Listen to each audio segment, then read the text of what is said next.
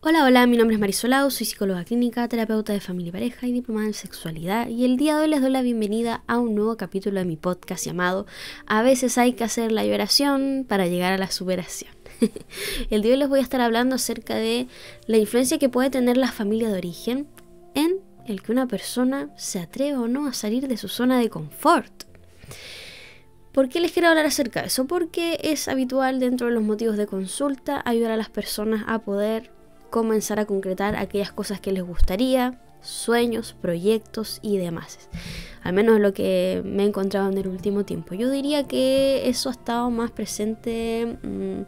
cuanto a motivos de consulta desde el 2022-2023. Contexto 2020, bueno, la pandemia mucho más enfocado en eso, y ya después los otros motivos de consulta quizás más frecuentes que había recibido eran relacionados con trastornos del estado del ánimo y cosas así. Entonces, no sé, me ha llamado la atención que ha surgido harto, y la verdad es que es algo que al momento de yo como persona natural empezar a concretar proyectos personales y cosas así, también fue algo que me empecé a cuestionar, como el qué tanta influencia tenía mi familia en el hecho de que yo me atreviera o no a concretar cierto tipo de cosas. Y ¿para qué les voy a mentir? También tiene que ver con que mientras estaba haciendo el proceso de formación en terapia de familia y pareja, claramente tuve que revisar mi familia, y eso hizo que también me conectara con cuestionamientos relacionados con eso. ¿Y cómo lo voy a estar organizando? O sea, les voy a dar al menos, aquí yo estoy mirando mi pantalla porque tengo mi torpedo, al menos 7. Les voy a hablar acerca de 7 elementos que podemos encontrarnos con que, como digo, la familia tiene algún cierto grado de implicancia en el momento en el que una persona sale o no, se atreve o no, o si es que sale como tal, de su zona de confort. Ahora, estas 7 ideas que yo les voy a mencionar son algunas más genéricas que otras, pensando en que desde lo que uno puede analizar y puede trabajar en un espacio de terapia familiar con todos los miembros de la familia que puedan ir a asistir a acordar alguna temática en particular, como también que se pueda trabajar de manera individual, son muchos aspectos. Algunos puede que resuenen con algunas personas, puede ser que otros no, y así.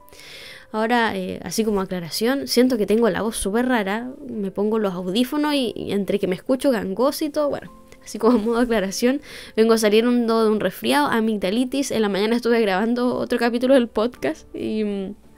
quería aclararlo nuevamente, como para que no piensen que esta es mi voz habitual. Lo digo porque yo como tengo los audífonos, me escucho como entre ronca, gangosa, no sé, una mezcla rara, pero bueno. Y bueno, ¿cómo podemos partir todo esto? O sea, primero les voy a leer un poco acerca desde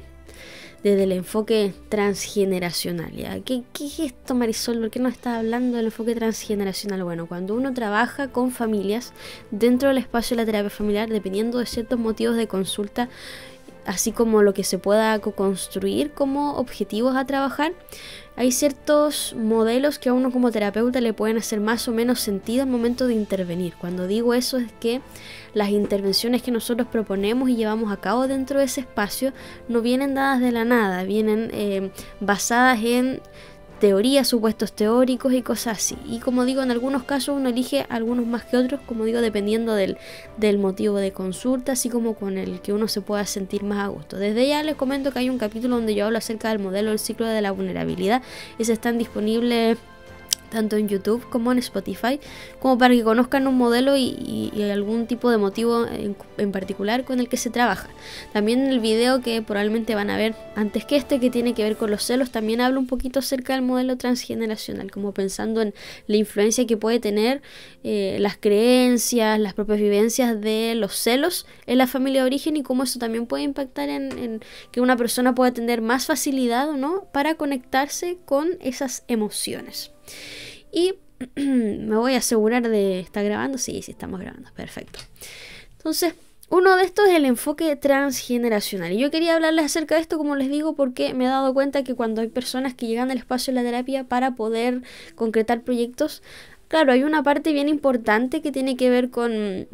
la persona natural, o sea, con su propia individualidad, su propia historia, entendiendo esta historia como en el pasado qué tantos riesgos ha tomado, cómo le ha ido, o sea, cuáles han sido sus experiencias al momento de iniciar o intentar al menos concretar ciertos proyectos, pero también aparece la familia, pensando en que la familia hay que considerarla, por mucho que hay gente que dice, no, la familia es la que uno eligió, sí, todos sabemos eso, tú puedes hacer tu familia como tú quieras, pero eso no quita que en la mayoría de los casos nosotros no elegimos, punto uno no elige nacer, segundo uno eligió la familia que le tocó de manera sanguínea, entonces independiente de las características de la familia y todo, sigue siendo un espacio importante de socialización, al menos un gran porcentaje de la población, y dentro de ese espacio de socialización es que muchas veces vamos interiorizando elementos relacionados con atrevernos a concretar cosas o no. Entonces, desde este enfoque que yo les digo de lo transgeneracional, de que vamos a ir revisando elementos de la familia de origen, ya sea de la generación de arriba de los papás, de la generación anterior a esa, de los abuelos, y así sucesivamente hasta donde podamos alcanzar, porque no toda la gente conoce la historia de su familia, es que vamos a entender, y aquí voy a leer mi torpedo, las experiencias, creencias y patrones de comportamiento pueden transmitirse a través de las generaciones, influyendo en cómo una persona maneja su vida y enfrenta los cambios. O sea, ahí tenemos lo del enfoque transgeneracional. O sea, desde ese enfoque vamos a poder revisar esas cosas para entender cómo cosas que pudieron haber sido del pasado y que están dentro de la cultura familiar y ese tipo de cosas son cosas que pueden influir en el presente. Y dentro de esto, y relacionado con la zona de confort, quiero partir mencionando los patrones familiares de comportamiento. Entonces, ¿qué nos vamos a referir con ese primer punto? Aquí leo. Si en la familia se ha observado una tendencia a evitar riesgos y a mantener rutinas y estructuras establecidas, es probable que estas conductas se transmitan y refuercen en las generaciones posteriores. O sea, y eso es algo que yo he visto. O sea, personas que tienen ciertos patrones a nivel familiar, por ejemplo, los abuelos vivieron su vida de cierta forma y afrontaban las cosas, por ejemplo, evitando cierto tipo de riesgos. Y el evitar ciertos riesgos implicaba a lo mejor mantenerse en algún tipo de trabajo, carrera, no sé, tradicional, por ejemplo, mantenerse en esa empresa, tratar de llevarse con su grupo de pares de cierta forma, bla, bla, bla. No es raro que si una persona de ese grupo familiar desea irse por otra vía, no es raro que los miembros de la familia le puedan decir, oye, pero vamos a calmarnos, evalúa bien esas posibilidades, o no, sabes que yo creo que tú estás equivocado porque esa no es la vía que estamos acostumbrados a llevar. A veces hay personas con las que yo me he encontrado que reciben ese tipo de información o esas conversaciones de manera directa al momento de que plantean cierto tipo de proyectos que se alejan un poco o más que un poco, de lo que la familia está acostumbrada. Como también otras veces no son comentarios directos, sino que a veces son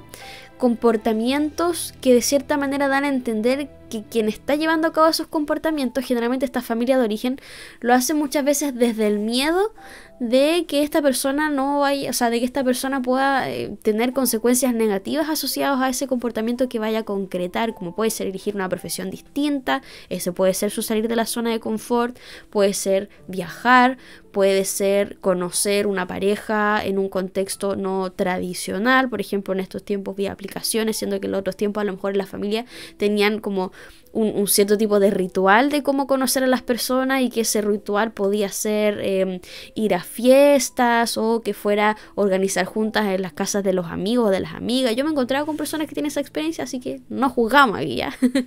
y como digo,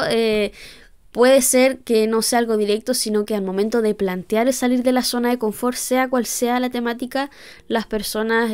aparezcan con comportamientos aprensivos, con miedo, para que este familiar, como digo, no lo pase mal, porque generalmente no es que la gente sea malintencionada, sino que al contrario, bueno, siempre podemos encontrar con casos así, pero en la mayoría de los casos con los que yo me he encontrado es que las familias sienten un cierto grado de miedo o preocupación asociado a eso. Ahora, nuevamente, y yo creo que es un mensaje que va a estar a lo largo de este capítulo, por mucho que hayan ciertas cosas que uno vaya heredando de la familia y que uno haya ido haciendo propio, no significa que eso tenga que ser así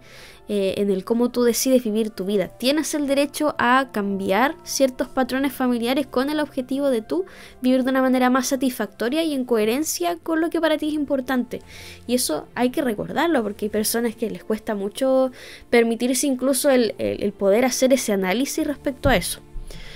Como también está bien si tú también decides mantenerte viviendo en una forma que es como tu familia ha vivido. O sea, aquí, como digo, no obligamos a nadie a hacer nada, sino que lo importante, al menos de mi punto de vista, es que si tú vas a decidir vivir tu vida de cierta forma, al menos tener claridad de todos los elementos que pueden influir en eso para tú poder tomar esa mejor decisión para ti.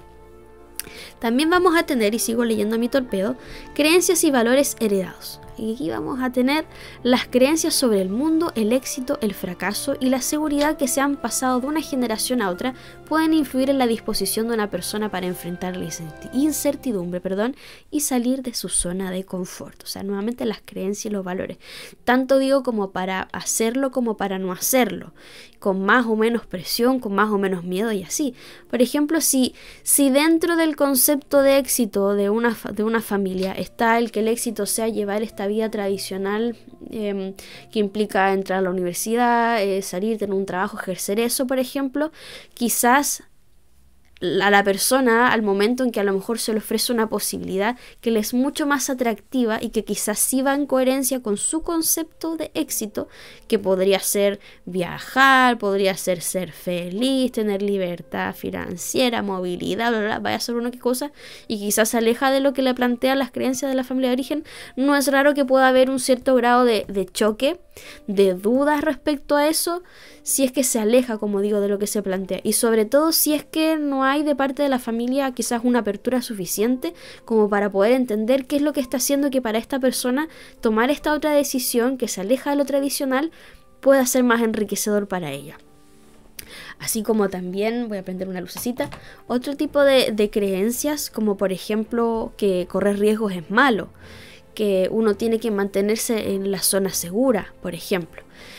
Eso es más como de lo que yo les digo para la gente que no salga de su zona de confort. Ahora también es verdad que de repente uno se encuentra con familias donde este tipo de ideas de salir de la zona de confort es algo muy importante y que incluso tiende a ser parte de la identidad del grupo familiar. Y eso a veces la gente no habla, porque aquí estamos hablando como de, ¿qué es lo que dificulta que la persona pueda salir de su zona de confort? Porque se nos ha dicho que salir de la zona de confort es algo positivo, que nos va a permitir llegar a desarrollar cierto tipo de habilidades, conocer cierto tipo de experiencias, querer desarrollarnos como persona y en múltiples sentidos. Ahora, haciendo una reflexión uno dice, pero ¿quién dice que tiene que ser así? O sea, yo soy muy de esta idea también de salir de la zona de confort, pero a veces hay personas que no quieren salir de la zona de confort y en algunos casos no tiene nada de malo. Y yo creo que eso es algo que también hay que empezar a entender y a acoger. Ahora, lo digo, obviamente estamos hablando de casos genéricos, no casos en los que salir de la zona de confort, o sea, quedarte en la zona de confort significa quedarte en un estado de sufrimiento, ya en el sentido de, no hablo de que está bien quedarte en la zona de confort y que salir de la zona de confort sea salir y establecer relaciones interpersonales siendo que tú tienes una ansiedad o fobia social. ¿Por qué digo que no está bien? Porque el hecho de que la persona se mantenga en su zona de confort le genera sufrimiento, porque le gustaría el otro y no lo hace. Así que no hablo de ese tipo de casos, sino como esta idea de salir de la zona de confort, como por ejemplo, no sé, a mí me gusta viajar, entonces para mí salir de la zona de confort es conocer países distintos. Está bien, es válido. Ahora yo me puedo relacionar con personas y tengo amistades que su salir de su zona de confort es comprarse un juego nuevo, es irse a vivir con la pareja y en ningún momento va a ser salir de viaje y no tiene nada de malo, ¿ya? Y hay gente que no va a querer a lo mejor salir de viaje, o hay gente que en un cierto periodo de su vida no va a querer salir de su zona de confort porque a lo mejor siempre ha estado saliendo de su zona de confort y lo único que quiere es paz. Así que lo digo como para que vayamos ampliando esa mirada y también pensándolo en esto que les digo yo del grupo identitario, es que cuando también tenemos como pensando un poco la gente que está como en contra y después están los que están a favor y que generan todo este sentido de identidad, a veces eso también puede ser un cierto grado de presión para ese miembro de la familia que no desea salir de la zona de confort siguiendo la línea que han seguido estas personas. Por ejemplo, yo me he encontrado con personas que que, por ejemplo, sus papás o sus abuelos se han ido a estudiar a otra región y eso les ha ayudado porque les ha permitido desarrollar un sentido de independencia, etcétera, etcétera, etcétera, conocer amigos de realidad, bla, bla, bla. Pero a veces pasa que llega el momento de ese nieto o nieta que quiere estudiar y no se quiere ir a la punta del cerro, no se quiere ir a otra región porque siente que necesita tener a su familia cerca, y a veces estas familias presionan para que estas personas se vayan. Entonces, ¿qué es lo que pasa con eso? Que a veces esa persona sufre mucho y la familia no logra entenderlo, pero es que si te va a hacer bien, bla, bla. Es como lo sabemos, o sea, pero no todos tienen que seguir ese mismo estilo de vida como tal o no querer salir como tal. Y ahí, como digo, las creencias y valores relacionados con eso pueden ir para ambos lados. Y vamos a tener también historias familiares de trauma y resiliencia. Y aquí me quedé unos segundos en silencio porque me puse a conectar con mi propia historia familiar. Después quizás les comento algo de eso. Dice, las experiencias traumáticas no resueltas de generaciones anteriores pueden generar una predisposición al miedo y a la evitación del cambio. Por otro lado, una historia familiar de resiliencia frente a la adversidad puede fomentar una mayor disposición a enfrentar desafíos. Aquí a veces son historias, como pensando un poco en lo que yo he visto, que son contadas abiertamente, así como nosotros como familia tuvimos que emigrar a tal lado en casos de bla bla bla. Pero otras veces estas historias familiares no son del grupo completo a nivel familiar, sino que a veces son de algunos miembros específicos de esta familia, de los abuelos, de los papás, de los tíos, etc. Y hago esa diferenciación pensando que uno tiende a tener esta idea como de que tiene que ser toda la familia y no necesariamente. Un ejemplo bastante común puede ser este que les digo yo de como familia hemos migrado y hemos hecho esto y esto. Entonces, ahora, considerando que ya pasó todo este caos, por ejemplo, muy típico en contexto de guerra o contexto de dictadura también, no es raro que, considerando que hubo, no sé, 1 o 2 generaciones que estuvieron viviendo cierto tipo de experiencias más asociadas al trauma, situaciones de inestabilidad económica y demás, deseen que estos nietos, por ejemplo, esta tercera generación, tengan algo mucho más estable y por lo mismo hayan mensajes también, creencias, cosas que vayan asociadas a que la persona se mantenga viviendo de cierta forma. Porque esto que les digo yo de las historias y traumas de la familia y todo eso, no es como, oh, tenemos esta historia y listo, no, sino que es a través de las narrativas que se van generando asociados a estas experiencias. Y también, como digo, puede ser de algún miembro en particular. Por ejemplo, y eso es lo que yo encuentro súper enriquecedor y le digo a la gente que ojalá todos pudiéramos tener acceso a nuestra historia familiar de las distintas generaciones, de los abuelos, de las abuelas. Yo desde chica siempre, ahí uno dice como que el destino uno lo lleva. Yo desde chica siempre tuve mucho interés en conocer la historia de mi familia, tanto del lado materno como del lado paterno. Y a lo largo de los años he ido preguntando muchas cosas y he tenido la suerte de que mi mamá y mi papá han sabido muchas cosas de esas historias, entonces he ido recopilando todas esas informaciones, como de qué pasa con el papá de mi mamá, la mamá de mi mamá, y lo mismo en el caso de mi papá, cada uno a su manera, como para ir pudiendo entender, tanto esto fue como antes, como durante y posterior al proceso de formación de terapia de familia y pareja, donde claramente tuve que revisar mi historia familiar, ir dándome cuenta de elementos, de experiencias vividas, de ciertas cargas que podían haber, qué cosas se decían y qué cosas no. Y dentro de eso, como digo, de las historias de trauma, que entendiendo trauma no como algo extremadamente grave, eso igual hay que aclararlo y por eso es importante informarse cuando uno habla acerca de trauma, porque a veces la gente dice trauma porque hubo alguna situación de violencia o algo así, y a veces pueden ser situaciones de abandono emocional que la persona lo va procesando y lo va adquiriendo en su vida como un trauma, ¿ya? Entonces, a veces esa historia del miembro individual de cierta manera se va traspasando de generación en generación, tanto como dice aquí como a que hace que la persona desde el miedo no quiera salir de su zona de confort o se le haga más difícil, como también potenciarlo. Y que, como digo, generalmente cuando las personas analizan todo esto tiende a ser más orientado hacia a la familia que oprime o que con el miedo no deja que la persona concrete cosas, pero por lo mismo me parece importante mostrar esta otra visión donde a veces también el sobre como promocionar ese tipo de cosas a veces también tiene un impacto quizás para el otro lado en presiones y cosas así. Por ejemplo, si lo conecto, como por dar un ejemplo, en el ámbito de la historia de mi familia, haciendo una revisión de todas estas cosas que yo les decía, tanto antes, durante como después de este proceso de formación, y que de cierta manera es algo que uno nunca va a terminar de aprender y de entender. Por eso uno tiene que estar, en el mejor de los casos, constantemente supervisándose, porque dependiendo de los motivos de consulta es que yo me puedo conectar con algo que yo ni tenía idea que podía ser un tema para mí personalmente o a nivel familiar. Y ahí yo hago ese análisis, y la idea es poder tener un espacio donde se pueda revisar eso. Que por ejemplo en mi historia, la mayoría de las mujeres, por no decir todas las mujeres de mi familia, tanto por la línea materna como línea paterna, han tenido y han desarrollado un alto sentido de independencia, así como también de superación y de tomar riesgos dentro de los parámetros de la experiencia de cada una, estando, y lo hablo desde, por ejemplo, pensando abuela paterna, desde la propia mamá de mi abuela como mi abuela. Y después uno ve, no sé, tías, mamás y así, como por la parte de estas materna, la mamá de mi abuela, y después ella hacía otras cosas y así. Hablé de paterna, dije mi mamá, bueno, paterna, materna, se entiende, ¿ya? Y eso ha hecho, por ejemplo, que la línea de las mujeres de la familia, tanto por la línea paterna como materna, hay harta influencia de que la mujer de cierta forma tiene que ser capaz de ser independiente, de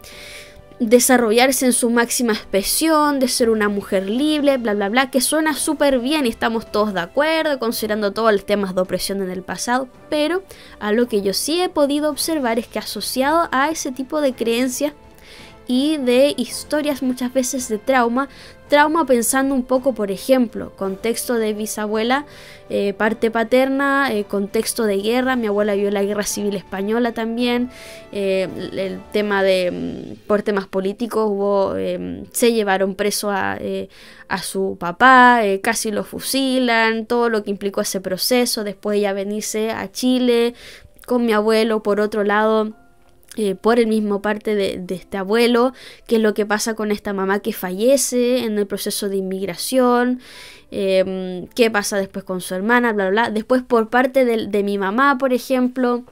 esta bisabuela que pierde a su marido y eso hace que tenga que hacerse cargo de todo eso, pero entra en una depresión, y ahí mi abuela, desde su rol de hija, tomando un rol que no le correspondía como de madre, cuidadora de sus hermanos. Después, en el caso de esta abuela que fallece el papá de mi mamá a temprana edad con tantos hijos, y así se van generando toda una serie de dinámicas donde, como digo, ha habido en muchos casos ser libre, en algunos casos ser mujer empoderada y un montón de cosas, pero de cierta manera vienen asociadas a opresiones, como por ejemplo el tener, como digo, que ser autosuficiente, independiente, y eso a veces sería con la dificultad de pedir ayuda, el cómo quizás se reconoce a lo mejor algún tipo de forma de los hombres, de cómo vincularse con los hombres, con otras mujeres, bla bla bla. Entonces ahí en ese caso, por ejemplo, aquí podría haber tú tienes que ser de cierta forma, o se espera que tú seas de cierta forma por toda esta carga que viene a nivel familiar por la línea de las mujeres. Pero, como digo, ¿qué es lo que pasa? Que a lo mejor podría ser, y de hecho esto es como un análisis, como en modo primas, personal, por ejemplo, uno tiene de cierta forma, uno se ha convencido de vivir de la forma que vive, ¿ya? No sé, todas esas cosas que yo les menciono como del ser independiente, ser empoderado, son cosas que yo de cierta manera he ido adquiriendo y se me ha hecho cómodo moverme desde eso, porque quizás se me formó y se me crió de una cierta forma que iba muy coherente con eso, ¿ya? Entonces no tengo problema con eso, pero eso también genera ciertas cosas. Yo en mis primas de cierta manera también he visto harto nivel de exigencia relacionado con eso. Ahora, la que se quiere salir de eso, no lo sé, o sea, que yo sepa, tengo luces como de que hay una de mis primas que de cierta manera se va alejando un poco de eso. Nadie la ha criticado como tal, hasta donde sé, ¿ya? Pero no sería raro que hubiera un cuestionamiento, porque yo, por ejemplo, podría hacerme el cuestionamiento, y si de ahora en adelante yo no quiero trabajar, no quiero ser empoderada, quiero dejar de viajar y conocer el mundo, que no tendría nada de malo, tengo claro que eso a mí me haría algún tipo de choque, o quizás no, porque es algo que yo ya he revisado, ya lo he trabajado en terapia, todas esas cosas que son cosas que se requiere trabajar para yo poder trabajar con personas en un espacio de terapia familiar, pero no sería raro que al menos al momento de tomar una decisión así, como de dejar de hacer estas cosas, haría ese clic con estoy dejando de hacer esto que sí se hacía en la línea de parte de las mujeres. Que como digo, por terapia y todo eso no va a tener nada de malo. Y mi mamá y mis tías todos me dirían, vos dale nomás, vive tu vida como quieres vivir. Pero de cierta manera igual yo sé que habría algo ahí. Entonces aquí les doy ese ejemplo como para el otro lado, donde a veces es no salgamos de la zona de confort, y otras veces es sí, tú tienes que salir de la zona de confort, tienes que hacer tal cosa, y a veces la persona no quiere y está bien. ¿Ya? Entonces por eso que me dio risa, importante poder revisar esas cosas. Y dentro de esto mismo de la historia familiar, los traumas, es que también aparecen los roles y expectativas familiares. Esto de los roles y expectativas, así como lo de la historia, yo siento que todo esto está demasiado, va todo mezclado, pero igual lo quise separar. Entonces, en este punto sería: las expectativas sobre los roles que deben cumplir los miembros de la familia pueden limitar la disposición de una persona a explorar nuevas posibilidades o a salir de su zona de confort. Por ejemplo, si se espera que alguien mantenga un rol específico dentro de la familia, como por ejemplo el cuidador o el proveedor, puede sentirse restringido a explorar otros aspectos de su vida. Y eso es muy típico, como lo más típico, el cómo la mujer tiene que ser, que se tiene que hacer cargo, ¿no?, de los papás mayores, por ejemplo. En el caso de los hombres es muy típico como no, es que él tiene que resolver, tiene que encontrar soluciones, y así de esa forma también se puede ver en otros aspectos. Tú tienes que ser el hijo, que el hijo tiene que ser de cierta forma, el nieto de cierta forma. Tú tienes que ser X profesional y X profesional de cierta forma, porque si no, no vale. Y toda una serie de roles y expectativas que, como digo, muchas de estas cosas a veces son explícitas de familiares que explícitamente, abiertamente le dicen a la persona, tú tienes que ser de cierta forma, frase muy típica, pero muy típica: va a fallecer un abuelo o fallece alguna mamá,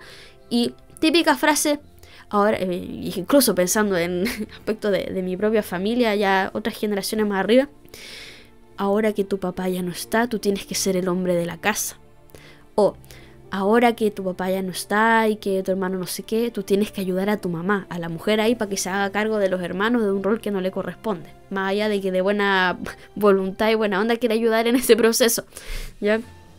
O tú tienes que ser fuerte, ¿ya? Yo me da risa porque nunca olvidaré una de estas, güey. Yo siempre cuento esta cuestión que me da risa. Porque en mi vida yo he vivido varias pérdidas, proceso de duelo. Yo diría que todos, una fue no normativa, pero el resto normativa total, fallecimientos de abuelo y cosas así. Y entonces son temas que a mí se me hace súper fácil hablarlo porque tenemos muchas anécdotas. Ya es como cuando yo digo, uy, estuvo bonito el funeral, y me dice, ay, ¿cómo dice eso? Y es como, porque a nivel familiar tenemos como muy normalizado eso. Entonces yo me acuerdo que fue el funeral de mi abuelo Hugo, mi abuelo paterno, y me acuerdo que de repente íbamos saliendo y nunca olvidaré que una señora random que yo nunca había visto en mi vida, de repente se acerca a mi mamá y a mí. Mi mamá me tenía del brazo, íbamos caminando, saliendo de la iglesia, íbamos caminando al cementerio, y como digo, esta señora random se acerca, nos agarra del brazo, mira a mi mamá y le dice, ahora hay que ser fuerte por los niños. Y yo como, ¿quién está pinche loca? Alguien dirá, ay, que eres pesada, esa señora solo quería decir algo. ¿Qué me importa? Es como, loco, yo nunca te he visto en mi vida. Señora, ahorrese su comentario. Encima no sabía nada en torno al fallecimiento de mi abuelo, ni cómo lo estábamos viviendo. Entonces como que fue muy, ¿qué onda? Pero claro, imaginémonos que ese contexto hubiera sido distinto y eso hubiera hecho que que mi mamá, no sé, adoptara un rol distinto, vaya a saber uno. Y, o sea, esas son cosas que obviamente ya de adulto como que nosotros vemos esa situación y nos reímos porque es como, señora, no hay por dónde, ¿ya? Pero a veces son mensajes que ocurren en momentos muy cotidianos y otras veces en momentos muy fuertes en la vida. Por ejemplo, a nivel de historia familiar, mi abuelo se murió de parte de mamá cuando mi mamá tenía 17 años. Ellos son varios hermanos, entonces ella es la menor de puros hermanos hombres. Y me acuerdo que, bueno, este fallecimiento, por lo que ella me comenta, fue por cáncer y todo el tema. Entonces fue un proceso bien largo donde hubo que acompañar ese proceso bien complejo. Y me acuerdo que a ella, como de mensaje y cosas así, de cierta manera la gente criticaba porque ella no lloraba en ese periodo donde él había fallecido, como en el funeral como tal. Y ahí uno dice como, ¿qué sabes tú cómo está viviendo su duelo? Claramente uno esperaría que llore, pero tú no sabes si lloró en todo el proceso. Y una vez que falleció, si ella estaba tranquila. A lo mejor estaba enojada, probablemente con los familiares que nunca aportaron, bla, bla. Y en ese mismo periodo de tiempo a uno de sus hermanos le dijeron, según lo que él cuenta, que él se tenía que hacer cargo ahora porque el papá, el hombre de la familia, el papá ya había fallecido, entonces él tenía que ser el hombre de la familia, apoyar a su mamá. Y nosotros de cierta manera como que nos reímos un poco porque decimos,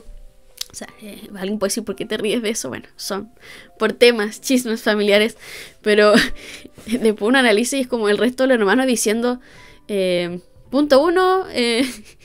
nadie le dijo que tenía que hacerse cargo de eso, como que todo súper living la fantasy, súper chill con la situación, pero claro, obviamente desde ese rol de hermano mayor, lógico que se iba a querer hacer cargo de ciertas cosas, si además la gente le decía esas cosas, y donde se supone que en paralelo, esta abuela como que nunca le dijo que tenía que hacerse cargo de eso, pero como que lo tomó súper a pecho y empezó a relacionarse de cierta forma, entonces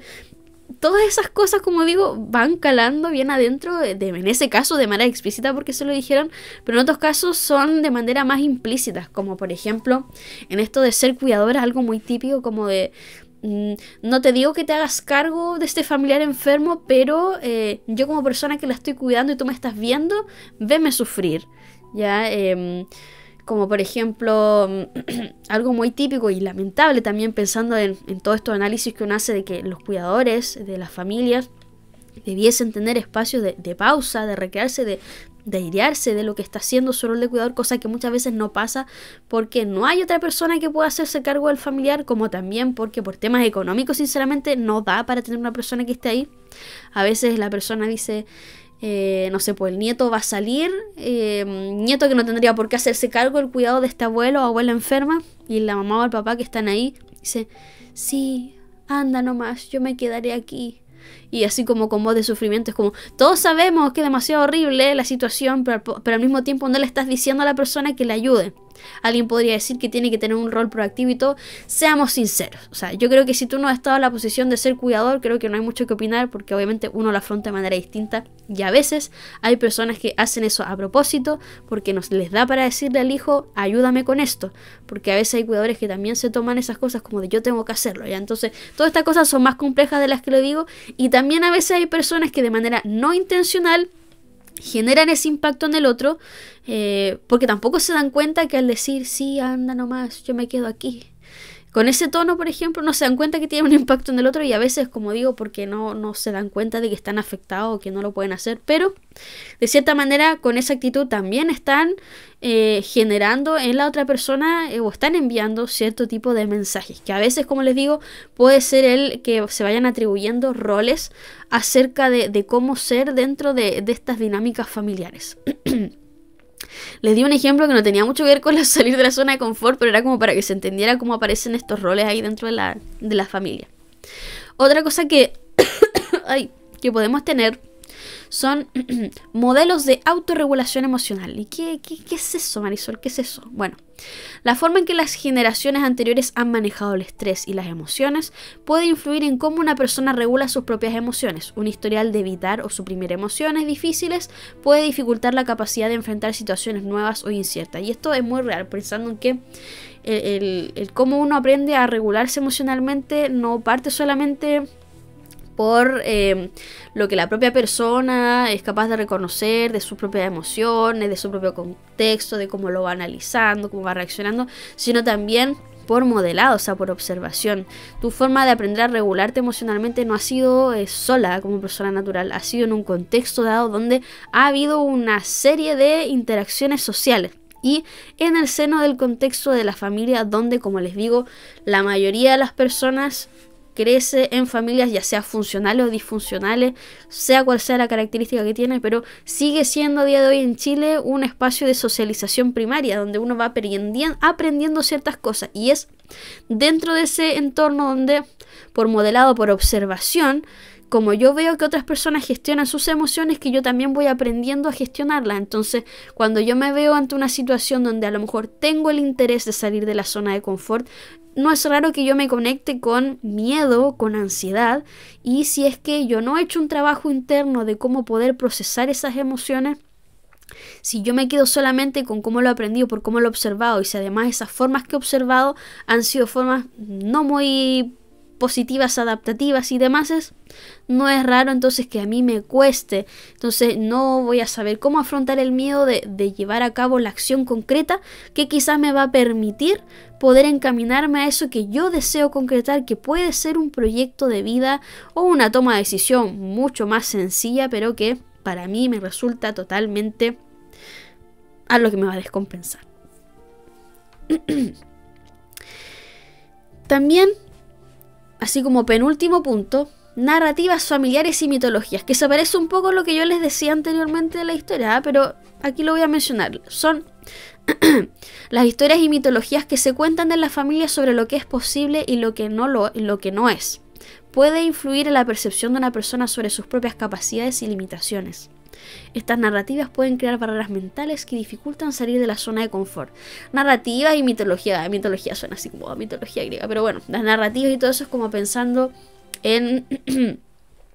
las cosas que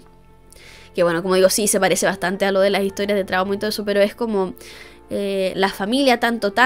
ha sido capaz de sobrevivir a una guerra, a una dictadura, a un periodo de pobreza, a un periodo de un sinfín de cosas, ¿ya? Ausencia de ciertos familiares, bla, bla, bla, proceso de adaptación. Entonces, esas narrativas de cierta forma no va a ser raro que influyan en que tanto yo me siento capaz. Si yo vengo de una familia donde hemos sido capaces de superarnos, de ir con todo a pesar de la pobreza, del dolor, del trauma, entonces ¿cómo yo no voy a poder? ¿Cómo yo solito no voy a poder? Si vengo con esta familia y entonces ahí aparecen las cargas nuevamente, las expectativas. También podría ser de lo contrario, como de no, nosotros siempre hemos sido una familia de tradición, de siempre hemos sido una familia que va en una sola línea, que inicia sus cosas y las termina, bla, bla, y también influye de esa forma. O sea, como digo, puede ser para todos los lados, no necesariamente algo bueno, algo malo, puede ser una mezcla de todo, pero que al final, como les digo, da a entender que se construyen estas narrativas a través de las cuales uno como miembro se ve envuelto ahí y empieza a decidir si accionar o no. Y ya por último, identidad y pertenencia. Potente. Que esto también da pie a desarrollo de otro tipo de teorías, así como de la diferenciación del self y otras cosas como elementos también dentro de otros elementos que uno, valga la redundancia, trabaja dentro del espacio de la terapia familiar. Incluso dentro de la terapia de pareja igual. Entonces, ¿a qué me refiero con esto? Dice, la identificación con la familia y la necesidad de pertenecer pueden llevar a una persona a conformarse con las expectativas familiares y evitar comportamientos que puedan percibirse como una traición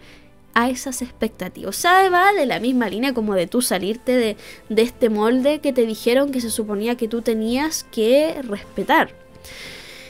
Si es que para mí es importante el sentido de pertenencia, el sentido de que yo pertenezco a este grupo, a esta familia en particular, si yo me empiezo a alejar de esa estructura, algún tipo de ruido me va a generar, tanto hacia algo positivo como negativo. Yo me he encontrado con personas que, siguiendo con esta línea, y con esto nuevamente no estoy incitando que la gente deje de estar en familia en esa cosa, nuevamente es cosa de cada uno, pero sí hay que saber que tanto uno se siente identificado o no con los valores de su familia, porque yo me he encontrado con gente que dice, yo de verdad sin mi familia no soy nada, y súper válido. El tema es que de repente quieren tomar cierto tipo de decisiones que se alejan de lo que en esta familia se ha dicho que tiene que ser, Y eso a veces genera no solamente ansiedades y miedos, sino que a veces también eso tiene una respuesta en el resto de los miembros de la familia. Decir, oh, este miembro en específico está cambiando las cosas. Algo está pasando. Y como en general la mayoría de la gente no tiene tanto grado de conciencia de lo que piensa, lo que siente, lo que actúa, lo que piensa el otro, bla, bla, no es raro que alguien empiece a reaccionar de una manera distinta. Por ejemplo, cosas como, claro, desde que tú decidiste seguir el camino del arte, tienes a tu mamá toda preocupada, no duerme por las noches porque siente que vas a quedar debajo del puente, y yo que me he sacado la mugre para que tú tengas una carrera, bla, bla, bla, y la abuela que no sé qué. El caso demasiado estereotípico de alguien que ha decidido tomar la vida del artista y lo era, no sé, tradicional en otras carreras, por ejemplo. O sea, esa toma de decisión está generando que el resto de la familia cambie, que haya cambios en la familia, en la dinámica como tal, ya sea por las conversaciones que surgen en torno a esas tomas de decisión, o incluso a veces ni siquiera se ha tomado la decisión y es en relación a que se plantea la posibilidad de. Y en estos casos es difícil, o sea, es difícil porque a las personas en general no les gusta sentirse que no son parte de algo. No, a la gente no le gusta sentirse fuera de lo que es el grupo. Entonces, si tú empiezas a actuar distinto, va a generar algo en esa familia y puede que las consecuencias no sean agradables. Ahora, esto no pasa siempre. Yo también me he encontrado con familias en el espacio de la terapia, como también, no sé, en mi propia familia o en familia de otras personas, que hay alguien que se sale de la norma, y claro, los que son como más de otras generaciones dudan en primera instancia, chuta, no, está difícil esto, pero porque me preocupa, y después se dan cuenta que en verdad la persona vibra con eso, y entonces como, ya no, yo me muero de susto, pero si esto es lo que la persona quiere, tú dale nomás. O sea, entonces, como digo, no es lo que siempre se da, pero es importante saber que eso existe. Pensando en que no es raro que tú te cuestiones qué es lo que te hace tomar ciertas decisiones, ni que te dé miedo, por ejemplo, lo que tu familia pueda llegar a pensar, si es que para ti es importante tu familia y así. Lo digo porque a veces las personas de repente se cuestionan, y quizás yo también lo hice en algún momento de mi vida y no me acuerdo en este momento, de haberme cuestionado a lo mejor, oye, pero ¿por qué me va a importar tanto lo que piense mi familia si ellos no son los que van a hacer eso, bla? Sí, Pepito, a todos nos gustaría que no nos importara tanto, pero considerando tu historia familiar, las narrativas que ha habido, la experiencia y todo, no es raro que te vaya a pasar eso y que te lo vayas a cuestionar. Entonces, por eso es bueno conocer todas estas cosas, como para, nuevamente, no es raro que te cuestiones eso, que tú te lo cuestiones no significa que sea malo, y que dentro de esto hay cosas que se pueden abordar dentro de un espacio de psicoterapia individual, como también en el caso de otro tipo de contextos en la terapia familiar. Ahora, dicho todo esto, estos 7 elementos claramente no son los únicos, uno no puede abarcar todas las cosas. Hay otras cosas que tienen que ver con lealtades familiares, deudas también familiares, que eso tienen que ver con conceptos de ya otro enfoque. O sea, igual se liga un poco con esto de lo transgeneracional, pero ya con otro autor de Borsomenigai. Nunca podía pronunciar ese nombre, ni en pregrado, ni en nunca. Yo creo que nunca voy a poder pronunciarlo porque es un apellido demasiado extraño. Pero se entiende de que hay más elementos y yo quise darle los elementos más fundamentales para que, si es que es tu caso, que tú estás deseando salir de tu zona de confort o no quieres salir de tu zona de confort, poder hacer ese análisis y decir qué elementos familiares puede ser que estén implicados en esto. Y también sembrarte el bichito de la curiosidad